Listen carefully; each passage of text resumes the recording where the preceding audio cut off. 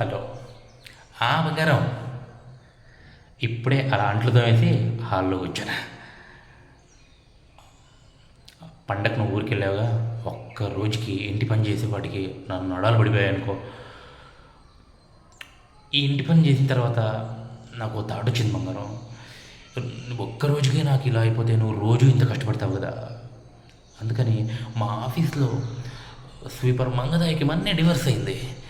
So దాని కాళ్ళ వెలబడి ఎలాగైనా దాన్ని ఒప్పించి పెళ్లి చేసుకుని నీకు తోడుగా ఇంటి పని తెచ్చేస్తాను, ఓకేనా? ఏంటి, నిజంగానా? మంగదాయరితో పెళ్ళికి నువ్వు ఒప్పుకున్నావా? ఓ మై స్వీట్ బంగారం, థ్యాంక్ యూ. మరి నువ్వు తలుపులు పెట్టుకుందాం. పెళ్ళికి గిఫ్ట్ కావాలా? ఏంటి బంగారం అడుగు, నువ్వు ఎనీథింగ్ ఏదైనా అడుగు. ఏంటి బంగారం? Blue blue డ్రమ్మా? ఓకే. 5 లీటర్ల కుక్కర్ కూడా? ఓకే.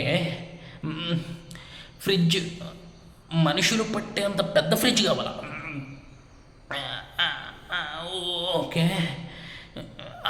బంగారం, నేను ఇందాక రెండో పిల్లంది మా ఫ్రెండ్ రమేష్ గారి బంగారం.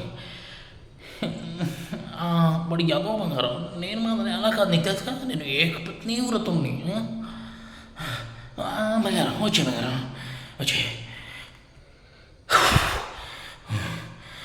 ఊరి అబ్బా, ఈ డ్రమ్ములు, కుక్కర్లు, ఫ్రిడ్జ్లు, ముఖ్యంగా హనీమూన్ టికెట్లు, వీటి పేరు తలుచుకుంటేనే వణుకొచ్చేస్తుందండి బాబు.